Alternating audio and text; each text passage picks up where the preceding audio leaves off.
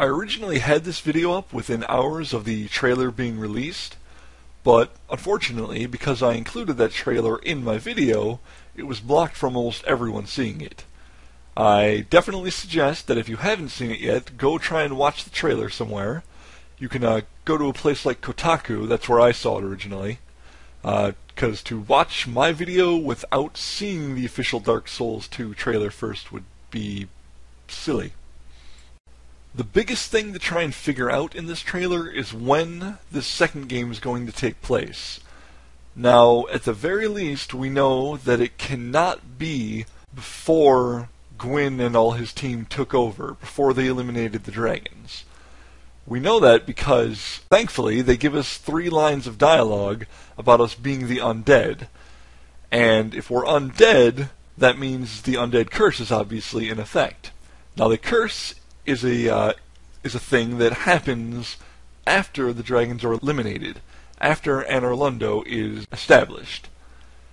The curse is set up by the pygmy and the darkness, the abyss, so that humanoid beings will have to starve after souls. And this only happens after the dragons are eliminated. But let's explore that word, dragons, because that's the big thing that's making everyone believe it's a prequel to Dark Souls. And I can understand where they're coming from.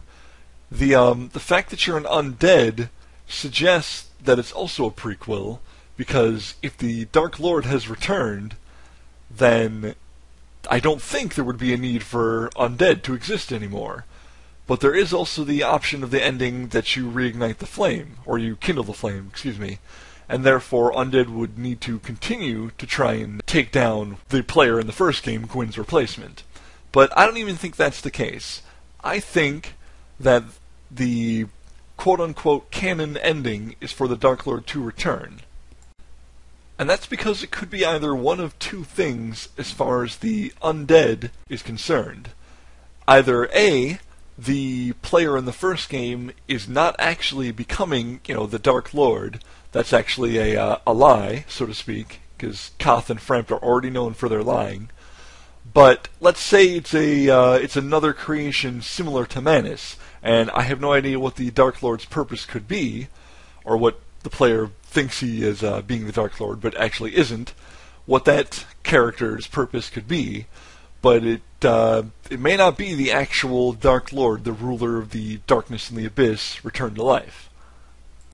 And then secondly, we don't know how the remaining undead might feel or be influenced after the Dark Lord has returned. So let's assume for a moment that the player does become the actual Dark Lord, the ruler of the abyss, at the end of the first Dark Souls. What if someone intervenes to attempt to convince the rest of the undead to work against him to make a better new age? And what if that person is Velka, who very well could be the woman in the trailer? I don't have any proof aside from speculation on that, of course, but I would really like to see more of Velka, and a second Dark Souls game would be a great opportunity. But what about the dragons? A lot of people are stating that because there are dragons, it must be a prequel, because we know that Gwyn and his team took out all the dragons. Well, the first thing is, we know this is a lie. Kalameet still exists, and there's a baby dragon in Ash Lake. If you've watched my video about the Artorias DLC lore, then I went into a discussion about how Kalameet could very well be the baby dragon in Ash Lake. He's reborn or regenerating as that dragon.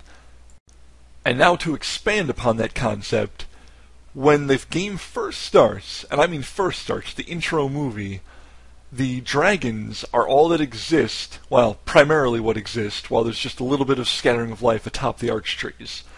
But the dragons are what exist and what rule the world, and that world is a very cold and dark, dead place. That sounds exactly like the world of the Abyss. So in other words, what if the dragons are creatures of the Abyss? What if their return in Dark Souls 2 is in the future because the Dark Lord has returned and the Abyss is spreading, the darkness is taking over the land again? Light and dark are opposing forces, and it's time for darkness to rule again. Therefore, dragons have returned. And frankly, if you take a look at the dragon they used, you'll notice he has one eye in the middle of his forehead, just like Calamite. And I think that actually says a lot. I hope they did that on purpose, and I hope that is Calamite, because that would be a big tell, in my opinion. Also, just as a fanboy, there's another dragon from Kingsfield called Gyra, the last enemy of the second Kingsfield game, that also has one eye in his forehead. And it would be really, really sweet if they named a dragon Gyra in the new Dark Souls 2 game. Okay, so as far as details about the humanoids in the trailer, there's not a lot we have to go on. I already stated that the woman could be Velka, could be someone else entirely new, that's more than likely, but there's nothing we can really know. She gives the player character, I believe the player character, a feather, and that doesn't really say a lot, unfortunately. There obviously is the giant crow that transports the undead from the undead asylum to Firelink, but other than that connection, I got nothing. If you take a close look at the undead's helmet, the player undead's helmet, then you'll notice there's a little scene on the front of his helmet that I think looks like Seath being stabbed by someone. It's vague picture at best, but that's my guess as to what's being shown there. The gentlemen in the masks, a lot of people are saying they could be the occult, those who were trying to steal Nito's power, and it's hard to argue with that. They very well could be. The masks don't really look like the father, child, and mother masks, thankfully, but it's hard to say even still. The masks could just be different because they aren't transformed into one being.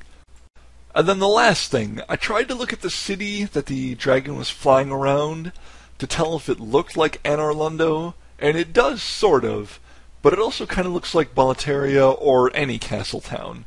There's a good chance it is Anor Londo, but we just can't tell, unfortunately. And none of the other scenes look familiar. There's one that sort of looks like the Depths, but that's not very much to go on.